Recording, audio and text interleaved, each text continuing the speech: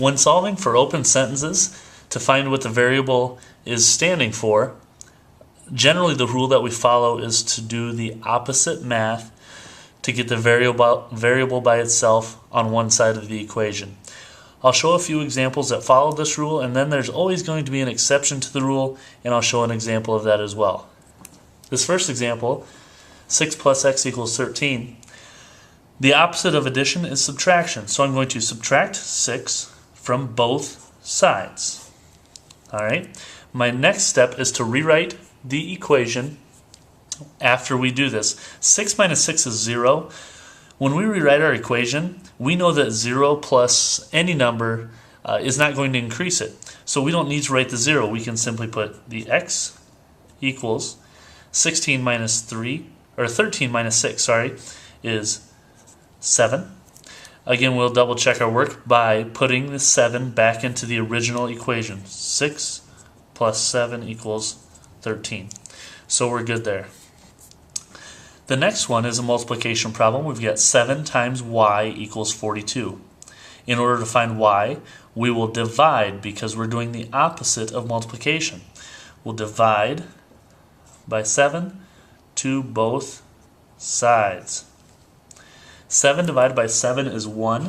Similarly to how we didn't include the 0 in the equation up here, in multiplication 1 times any number will still be that number, so we won't include it when we write our equation again. We've got y equals 42 divided by 7 is 6. Again, just like we did in the first problem, we will insert the number back in for the variable to double check our work. 7 times 6 equals 42. Another example in which we're going to do opposite math is a division problem. We've got w divided by 3 equals 9. Now, when we do the opposite here, we are actually, if I would, I'm going to rewrite the problem as w divided by 3 equals 9. I'm going to multiply by 3 over 1. When I multiply by 3 over 1, I can cross those 3's out, end up getting 1. I'll end up getting 1 times w, again similar to what we did up here with the 7's. 1 times any number will get me the same thing again. So we'll leave w alone, equals 9 times 3, which is 27. Again, just like we've been doing, insert the 27 back in. 27 divided by 3 equals 9, which is good. An exception to the rule is when you're trying to find the divisor. This example here is 16 divided by s, that's an s, not a 5, equals 4. If we were to multiply by 16, we would have 4 times 16, which is 64, and we know 16 divided by 64 is not 4. So then we need to look at another way of doing these problems.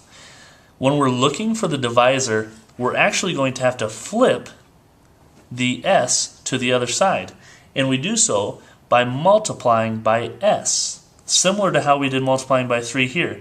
So I'm going to do 16 divided by s equals 4. I'm going to multiply by s over 1. When I do this, again, I can cross out the s's, and I'm going to multiply this side by s as well. Now I'm going to rewrite the whole problem. It's going to look like 16 equals 4 times s. It's just a similar problem to what we had up here in this example. All we did was simply move the variable from one side to the other.